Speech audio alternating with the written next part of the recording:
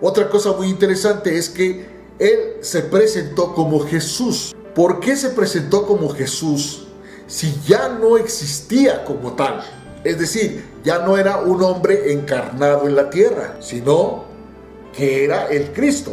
Pero era importante identificarse con Saulo, porque a quien Saulo estaba persiguiendo era a los seguidores de Jesús, que lamentablemente una de las cosas que podemos colegir de toda esta información que hemos ido escudriñando de la palabra de Dios es que una de las frustraciones más grandes que tuvo Saulo de Tarso es ya no haber encontrado físicamente a Jesús el Cristo para aniquilarlo. Porque si él hubiese estado en la época en que Jesús estaba predicando en esta tierra, él hubiese dado su vida por aniquilarlo completamente. Si él hubiera podido crucificar a Jesús, lo hubiera hecho desde el principio. Había entonces en Damasco un hombre llamado Ananías. Este Ananías no tiene nada que ver con el esposo de Safira, del que nos habla el capítulo 5, que también es muy interesante que lo veamos para poder descubrir si realmente el Espíritu Santo aniquiló a Ananías y a Safira porque se robaron el producto de la venta de su terreno, que era de ellos. Y según aquí aparece que Pedro le dijo claramente que iban a salir con los pies por delante. Y ahí nos vamos a dar cuenta cómo le anexan o le aumentan o le ponen información que nada tiene que ver con el mensaje original. Por eso es muy interesante entender que no existen profetas. El último profeta fue Juan el Bautista. Ese fue el último profeta. Porque a partir del momento en que Jesús el Cristo, que también era considerado profeta, ascendió a los cielos, el que quedó en su lugar es el Espíritu Santo. Por eso es que el único que nos puede mostrar la naturaleza de la voluntad de Dios a través de su palabra es el Espíritu Santo de Dios, el Paracleto divino, el Consolador.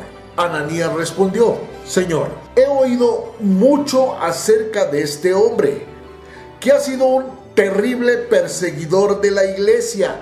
Ojo, aquí Ananías estaba refiriendo a todos los discípulos y todos los apóstoles que son los que conformamos la iglesia de Cristo.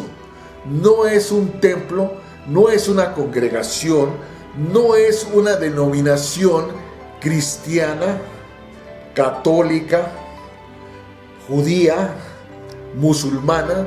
La iglesia de Cristo la conformamos todos y cada uno de nosotros, los que creemos en Cristo. ¿Cuántos males ha hecho a tus santos en Jerusalén?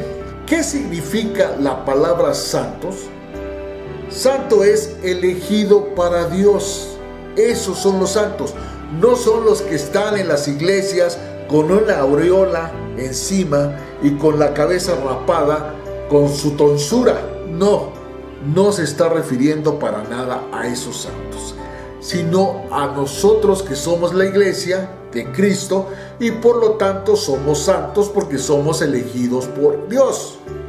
Porque Él fue el que dio su vida por nosotros, según lo que dice Juan 17. Si nosotros queremos saber cómo oraba Jesús estando aquí en la tierra, la manifestación más hermosa que podemos encontrar está en Juan 17. Esa era la forma en que Jesús, hombre, Dios encarnado en esta tierra, se comunicaba con el Padre. Persigue a todos tus elegidos en Jerusalén. Y aquí en Damasco tiene autoridad de los principales sacerdotes para prender a todos los que invocan tu nombre.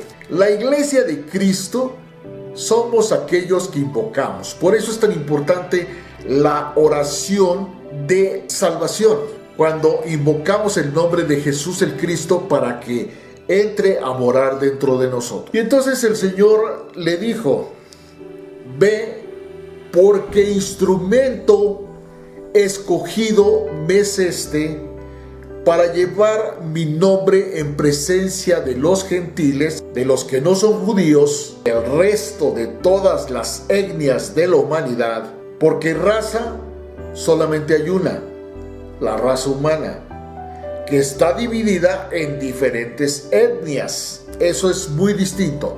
No hay diferentes razas, solamente hay una, la raza humana. Dice: en presencia de los gentiles, de los reyes y de los hijos de Israel. ¿Por qué de los hijos de Israel? Porque el israelita ya es aquel que ha buscado a Dios y lo ha encontrado.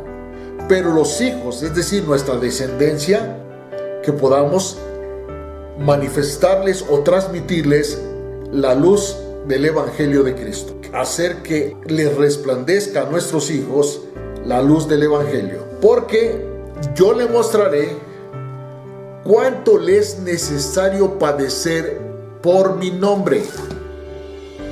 Una de las cosas importantes que Jesús el Cristo le dijo a Ananías era que Saulo había sido un instrumento elegido para llevar el nombre de Jesús el Cristo a todo aquel que no tuviera nada que ver con la etnia judía. Le iba a mostrar a Saulo de Tarso cuánto era necesario que padeciera por el nombre de Jesús el Cristo. Si leemos todo lo que sucedió a Saulo de Tarso, que se convirtió en el apóstol Pablo, fue terrible, sufrió muchísimo, padeció muchísimo, fue perseguido, fue encarcelado, pasó por muchas situaciones. Era claro que él tenía que padecer porque desafortunadamente Saulo de Tarso siempre quiso judaizar a Cristo, siempre quiso mostrarnos un Dios judaizante. Y es muy importante analizar lo que significa la palabra judaizante. Que todo lo que le sucedió a Saulo de Tarso, que después se convirtió en el apóstol Pablo, era necesario que padeciera. Primero, por todo lo que había sucedido, por todo lo que había hecho. Y segundo, porque él siempre intentó dirigir su mensaje a los judíos. Y por eso tuvo varias discusiones con los apóstoles. Porque a pesar de que Dios le manifestó claramente, como lo dice aquí, que tenía que ir a los gentiles. Entonces todo eso es bien importante que lo establezcamos. Y como nos damos cuenta, la misma Biblia se da la tarea de que cuando la palabra de Dios está plasmada en sus páginas, no hay forma de equivocarse. La palabra de Dios no se contradice. La Biblia sí se contradice. Hemos aprendido que en la Biblia está la palabra de Dios, pero no toda la Biblia es palabra de Dios.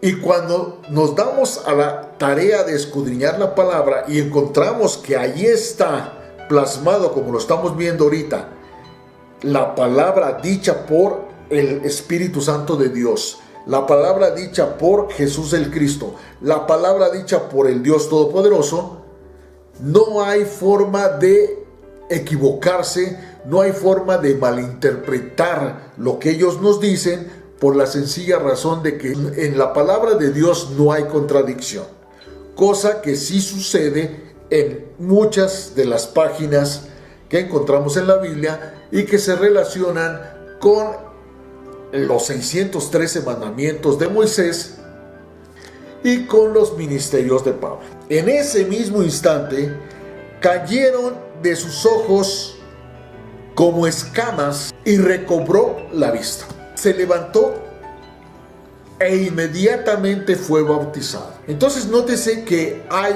una cosa muy importante. Fue bautizado por el Espíritu Santo de Dios y fue bautizado en agua para lavar sus pecados. Hay una diferencia enorme entre ser bautizado por el Espíritu Santo de Dios y ser bautizado por las aguas. Las aguas es para sumergir nuestros pecados, ahogarlos y resurgir como hombres nuevos. Y el bautismo del Espíritu Santo es tener la unción plena que nos permite comprender cuál es la esencia de lo que Dios ha manifestado a través de su bendita palabra. Ya estaba siendo miembro de la iglesia de Cristo. Entonces, automáticamente vemos que cuando ya el apóstol Pablo empezó a ser dirigido por el Espíritu Santo, hizo cosas extraordinarias. Inicia su primera manifestación de la presencia del Espíritu Santo en él con la curación de Eneas. En el mismo capítulo 11 vamos a ver cómo empiezan a meterle mano negra a la palabra del Señor. Porque en el versículo 27, después de que vimos en el 26 que fueron llamados por primera vez los seguidores de Cristo, cristianos, ahora vemos que tiene un anexo o un agregado, como ustedes lo quieran considerar.